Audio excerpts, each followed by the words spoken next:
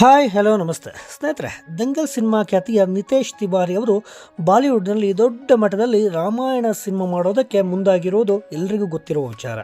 ಈ ಸಿನಿಮಾದಲ್ಲಿ ರಣಬೀರ್ ಕಪೂರ್, ಸಾಯಿ ಪಲ್ಲವಿ ಅವರು ರಾಮ ಸೀತೆ ಪಾತ್ರ ಮಾಡ್ತಾ ಇದ್ದಾರೆ. ಅಂದಹಾಗೆ ಈ ಸಿನಿಮಾಕ್ಕೆ ರಾಕಿಂಗ್ ಸ್ಟಾರ್ ಯಶ್ ಕೂಡ ಹಣ ಹಾಕಲಿದ್ದಾರೆ ಎಂಬ ವಿಚಾರ ಈ ಹಿಂದೆ ಬಹಳ ದೊಡ್ಡ ಮಟ್ಟದಲ್ಲಿ ಚರ್ಚೆ ಆಗಿತ್ತು. ಅದೀಗ ನಿಜವಾಗಿದೆ. ಬಹುಕೋಟಿ ವೆಚ್ಚದ ರಾಮಾಯಣ ಸಿನಿಮಾಕ್ಕೆ ಯಶ್ ಕೂಡ ನಿರ್ಮಾಪಕ ಎಂಬುದು ಅಧಿಕೃತವಾಗಿ ಘೋಷಣೆಯಾಗಿದೆ.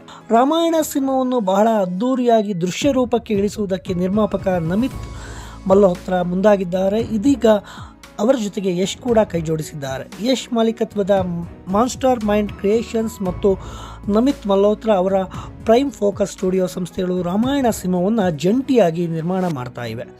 ಈ ಕುರಿತು ಪ್ರತಿಕ್ರಿಯೆ ನೀಡಿರುವಂತಹ ನಟ ಯಶ್ ಅವರು, ಭಾರತೀಯ ಸಿನಿಮಾವನ್ನು ಜಾಗತಿಕ ಮಟ್ಟದಲ್ಲಿ ಕೊಂಡೊಯ್ಯುವುದು ನನ್ನ ಬಹುದಿನಗಳ ಕನಸಾಗಿದೆ. ಆ ಸಲುವಾಗಿ ನಾನು ಅತ್ಯುತ್ತಮ VFX ಸ್ಟುಡಿಯೋಗಳ ಜೊತೆಗೆ ಒಪ್ಪಂದ ಮಾಡಿಕೊಳ್ಳೋಕೆ ಲಾಸ್ ಏಂಜಲೀಸ್ನಲ್ಲಿದ್ದೆ. ಆಗ ನನಗೆ ಗೊತ್ತಾಗಿದ್ದು ಈ VFX ಸ್ಟುಡಿಯೋ ಹಿಂದಿರುವುದು ಓರ್ವ ಭಾರತೀಯ ಎಂದು. ಅವರೇ ನಮಿತ್. ನನ್ನ ಮತ್ತು ನಮಿತ್ ನಡುವೆ ಸಾಕಷ್ಟು ಚರ್ಚೆಗಳು ನಡೆದವು. ನಮ್ಮ ನಡುವಿನ ಸಾಕಷ್ಟು ಕಲ್ಪನೆಗಳು ಒಂದೇ ರೀತಿಯಲ್ಲಿದ್ದು, ಭಾರತೀಯ ಚಿತ್ರರಂಗದ ದೃಷ್ಟಿಯಲ್ಲಿ ನಮ್ಮ ವಿಚಾರಗಳು ಸಂಪೂರ್ಣವಾಗಿ ಹೊಂದಾಣಿಕೆಯಾಯಿತು. ಈ ಚರ್ಚೆಗಳ ಸಮಯದಲ್ಲಿ ರಾಮಾಯಣದ ವಿಷಯವೂ ಬಂತು ಅಂತ ಯಶ್ ಹೇಳಿದ್ದಾರೆ. ರಾಮಾಯಣವು ನನ್ನ ಬದುಕಿನೊಂದಿಗೆ ಬೆಸೆಯಲ್ಪಟ್ಟಿದೆ. ಅದು ನಮ್ಮೆಲ್ಲರಿಗೂ ಚೆನ್ನಾಗಿ ತಿಳಿದಿದೆ ಎಂದು ನಾನು ನಂಬುತ್ತೇನೆ.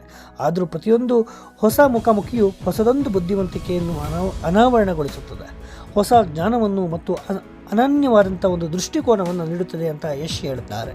ರಾಮಾಯಣ ಕಥೆಗೆ ನ್ಯಾಯ ಸಲ್ಲಿಸಲು ನಾನು ಸಿದ್ಧನಾಗಿದ್ದೇನೆ. ನಮ್ಮ ಸಂಸ್ಕೃತಿಯನ್ನು ಜಗತ್ತಿಗೆ ಪರಿಚಯಿಸಲು ನಾನು ಉತ್ಸುಕನಾಗಿದ್ದು, ಯಶ್ ಅವರಲ್ಲಿಯೂ ಇದನ್ನು ನಾನು ಕಂಡುಕೊಂಡಿದ್ದೇನೆ. ಅವರ ಜರ್ನಿಯಿಂದ ನಾನು ಸ್ಫೂರ್ತಿ ಪಡೆದಿದ್ದೇನೆ. ಯಶ್ ಅವರಲ್ಲಿರುವ ಯೋಜನೆಗಳನ್ನು ನಾನು ಅರಿತುಕೊಂಡಿದ್ದೇನೆ. ರಾಮಾಯಣ ದೃಶ್ಯಕಾವ್ಯವನ್ನು ನಾವಿಬ್ಬರು ಸೇರಿ ತೆರೆಗೆ ತರುತ್ತಿದ್ದೇವೆ ಅಂತಾರೆ ನಮಿತ್ ಮಲ್ಹೋತ್ರಾ ಅವರು. ನಟ ಯಶ್ ಅವರು ತಮ್ಮ ಮಾಸ್ಟರ್ ಮೈಂಡ್ ಕ್ರಿಯೇಷನ್ಸ್ ಮೂಲಕ ಟಾಕ್ಸಿಕ್ ಸಿನಿಮಾವನ್ನು KVN ಪ್ರೊಡಕ್ಷನ್ಸ್ ಜೊತೆಗೆ ಸೇರಿ ನಿರ್ಮಾಣ ಮಾಡ್ತಾ ಇದ್ದಾರೆ. ಈಗ ಇದೇ ಬ್ಯಾನರ್ನಡಿ ರಾಮಾಯಣ ಸಿನಿಮಾಗೂ ಕೂಡ ಯಶ್ ಬಂಡವಾಳ ಹೂಡ್ತಾ ಇದ್ದಾರೆ.